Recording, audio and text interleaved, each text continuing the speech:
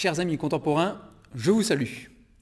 Alors, avec ce premier confinement et ce deuxième confinement, il a été beaucoup question que les Français se sont remis à lire. La lecture a été remise à l'honneur et voilà, il y a plein d'articles dans la presse qui sont parus montrant des chiffres, des statistiques sur les ventes des librairies qui ont décollé. Même après le déconfinement, après le premier confinement, les librairies ont été pris d'assaut plusieurs fois pour satisfaire une soif peut-être de lire qui est revenue chez les Français. Et c'est quelque chose de positif, c'est quelque chose de super.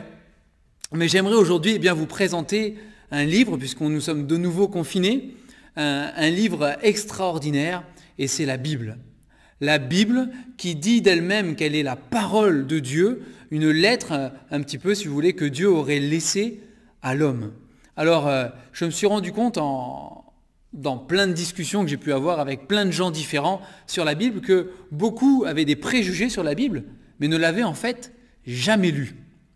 Alors, je vous pose la question aujourd'hui, est-ce que ce ne serait pas le moment pour vous de lire la Bible, de découvrir ce livre qui, peu importe sa croyance ou sa foi, c'est un livre quand même qui a marqué l'humanité et c'est un livre qui a transformé des vies, ça on ne peut pas le nier.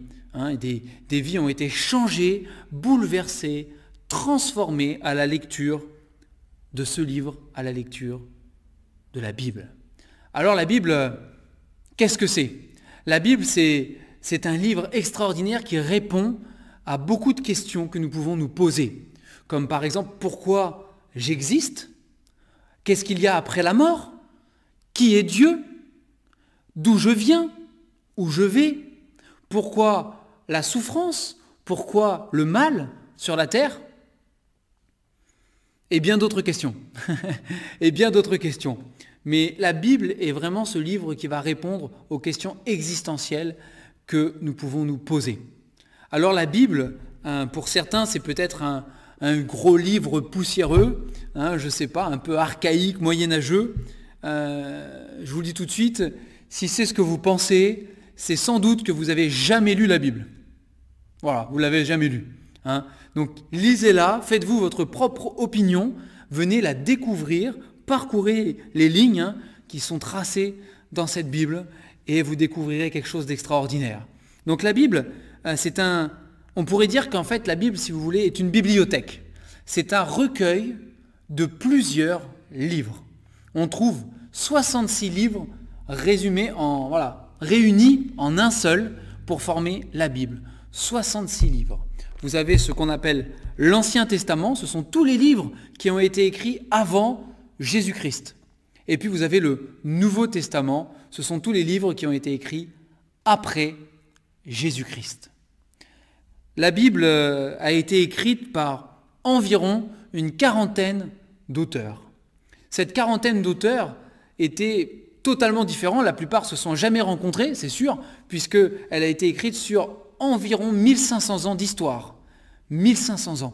Donc ce ne sont pas des personnes qui se sont dit « Tiens, on va tous écrire un même bouquin, on va se mettre d'accord sur le sujet, on va se mettre autour d'une table, et puis voilà ce que ça va donner. » La plupart de ces auteurs, ne se sont jamais rencontrés, et certains n'avaient même pas conscience que d'autres existaient.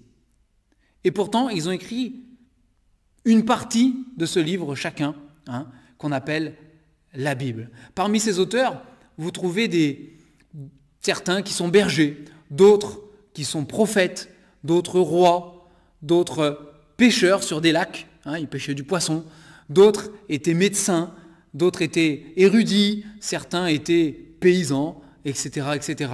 Vous avez des auteurs de toutes les conditions sociales, tout à fait différents, mais ils ont tous écrit sur un seul sujet, Jésus-Christ.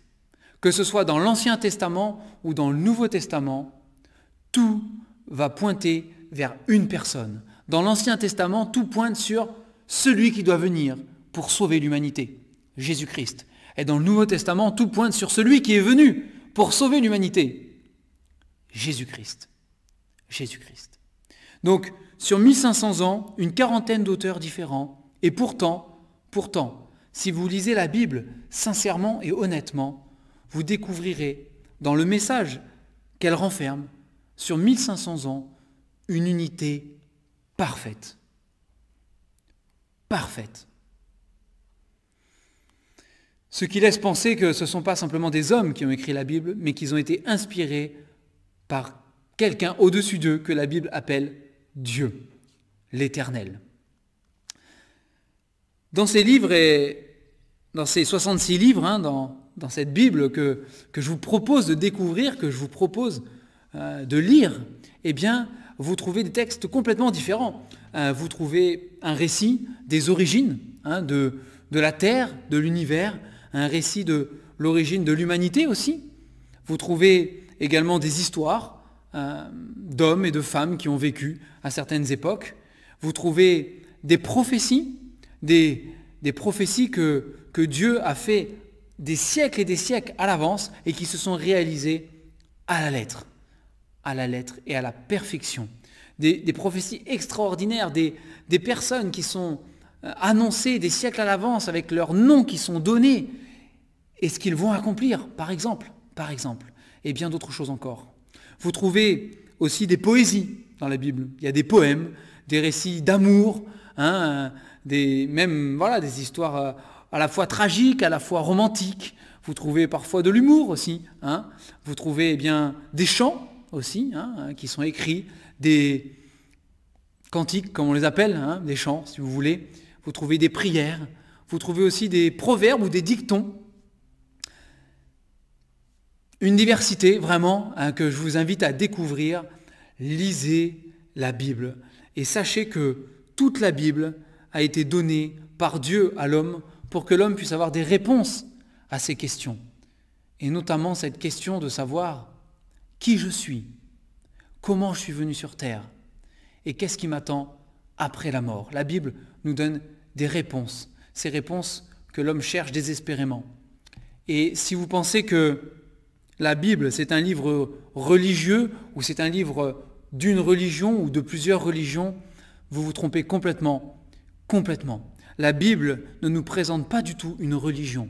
La Bible nous présente une personne qui s'appelle Jésus-Christ. Jésus-Christ. Alors je vous invite vraiment dans ces temps de confinement, à lire la Bible et à la découvrir. Je vais vous citer juste un verset, un passage de la Bible qui se trouve dans les psaumes, qui sont justement des chants qui ont été écrits. Il est dit « Ta parole », donc ta parole est un terme ici qui désigne la Bible, si vous voulez. La Bible est une lampe à mes pieds et une lumière sur mon sentier. Cela veut dire que la Bible, en la lisant, vous trouverez une direction pour votre vie. Vous trouverez un guide pour votre vie, un guide pour les choix que vous aurez à faire. Elle est là pour éclairer votre vie, la valeur de votre vie et sa destinée. Je vous souhaite une bonne lecture. Lisez la Bible.